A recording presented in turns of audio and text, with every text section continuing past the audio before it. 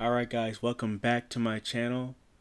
So Ohio State, they just absolutely handled Rutgers week 5 matchup.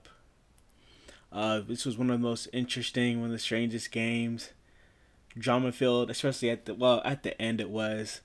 I think we all know what that was. It let's get started. So let's get started, right? So, Ohio State we get a 3-and-out. Emeka, they punted away. Emeka Ibuka, he muffs the punt, and one of the things that was kind of annoying. He kind of does that a lot. He tried to catch over his shoulder, and he's done that in a lot of the games that he's back there, trying to receive punts, and something that's really annoying, and I did not really like that.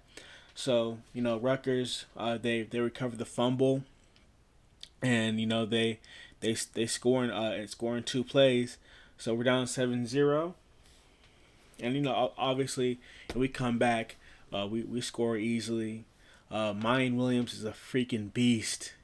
He is a freaking beast. He had 5 touchdowns for the game. Just an absolute beast. This was a very very strange game. A lot of things that were just annoying. Passing game was not great. C.J. Stroud was not sharp. He seemed very skittish, overthrowing guys, but we got the win anyways. It was pretty easy. Offense. I mean, the running game was absolutely just dominant. Miyan Williams was just dominant, like I said, and we just absolutely just grounded and pounded them. They really had no chance. But on defense, this was pretty much they've been pretty much the stars this whole year. Steele Chambers, the guy was dominant. Also, let me talk about Tommy Eichenberg too. He's just everywhere, everywhere. There's a everywhere that the where the ball is. Steele Chambers and Tommy Eichenberg is there. Like Steele Chambers had 11 tackles, I think two tackles for loss, and an interception. He displayed insane.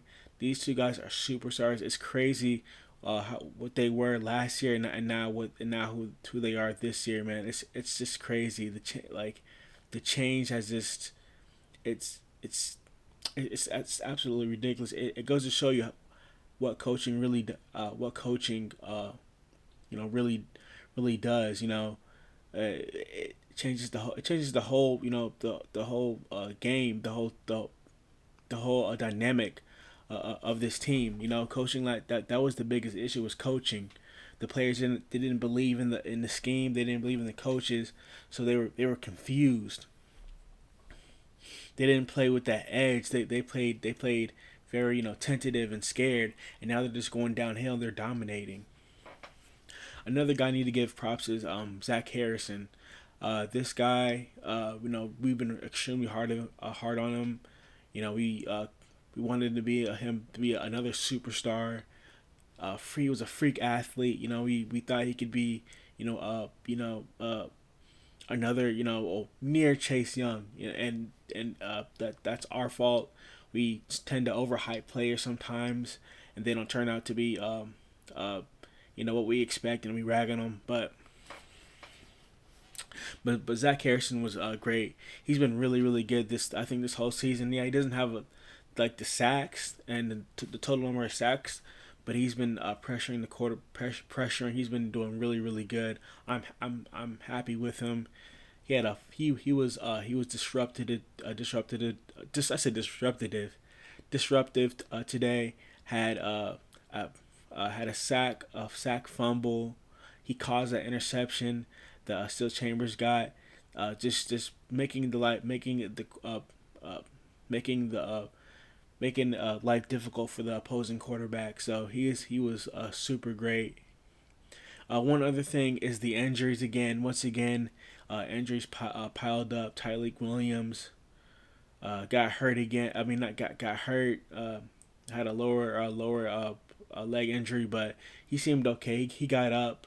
And Terry McAllister, I think he heard he got hit in the ear or something like that, something with his ear. He didn't play again. So it's been really tough. It's been extremely tough for this team to stay healthy, and that's the only thing that's frustrating. But you can't really do anything about it. You can't really do anything about injuries. You know, like we can't really get. I mean, we can be upset, be worried about it, but it's out of our control. It happens. You know. Also, Denzel Burke. Oh man, Denzel Burke. He's been extremely disappointing uh, uh, uh, these few games. He tried to change his number, thinking that might help him out, but he's lost all confidence. And I think a lot of it is mental. He's been getting cooked.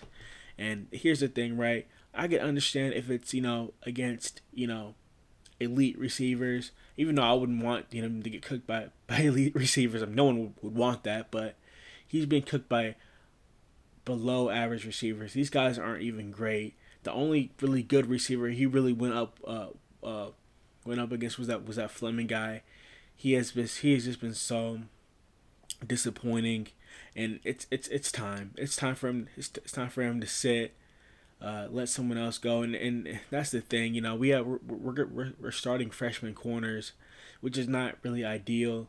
He's just been extremely disappointing. I don't know what it is, but I think a lot of it is mental. It's extremely mental with him. It's been disappointing, and so I really want to see J.K. Johnson or what's the other guys? Oh, yeah, Jared Brown. I think that's his name. I don't know. I'm getting names mixed up. But I need to see someone else. It's not working. It is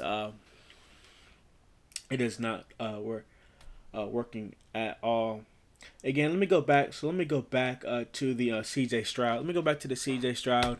He didn't seem right. The past two games he's been kind of off. Even though he had 5 touchdowns the last game, it's just been he's kind of he's kind of overthrown guys. Been off out of sync. He's been very skittish, very tentative in the pocket. He kind of he's missed some guys, missed some open guys, and hopefully he can get coached. He can get coached through that again. I love me some CJ Stroud, but he needs to get better. Also, the receivers, they weren't as great. They had trouble getting open, and that's kind of a little concerning. But I mean, I'm confident that all those things are going to get fixed. But sometimes we need, as Ohio State fans, we need to sometimes like calm down with these super high expectations. I mean, with these super overhyping guys. But it's gonna take some time. But again, I'm super confident that these guys are gonna step up. Um, Later in this season, especially after this break, after Michigan State, and I want to talk about something, and I think everybody is upset with this, and this Aaron Judge, this is Aaron Judge, stupid baseball history, the stupid thing, this home run stuff. Here's the thing: I better not see this. I better not see that when we play on ABC again ABC next week. We're facing Michigan State's at 3 o'clock or 4 o'clock wherever you're at, and if I see that, I am gonna be pissed. I do not want to see that. I was watching a video like Uncle Lou said, right. We don't have there is not a lot of games left. We're almost halfway done. This is a short season, unfortunately. I hate to break that to y'all. This is a short season. No one wants to see Aaron Judge's home run record. We're here to watch college. We're here to watch college football, not fucking baseball. Not baseball. All right. I don't want to see that. I don't want to see that. It's getting really annoying. No one wants to see it. It's ridiculous. I better not see it. We want to watch. We as fans want to watch college football. There's only 12 games. in the regular season. I wish there was a little bit more, but I understand, players getting hurt and, they need to be fresh. But again, there's only 12 games. There's only around six games left. Some of them already played their sixth game, whatever. But the college football season is extremely short. I don't want to see this at all. I don't want to see that at all. First off, I'm a Red Sox fan, but no, I'm just kidding. But I don't even watch baseball like that, anyways. But I don't want to see that. We can go. There's so many options these days. We can go and find it.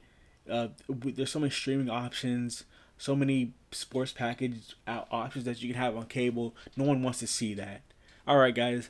I know you don't want to hear that, hear about my rant on that, but that's all I have for today. Let me know what you think down in the comments. All right, guys. I'm out.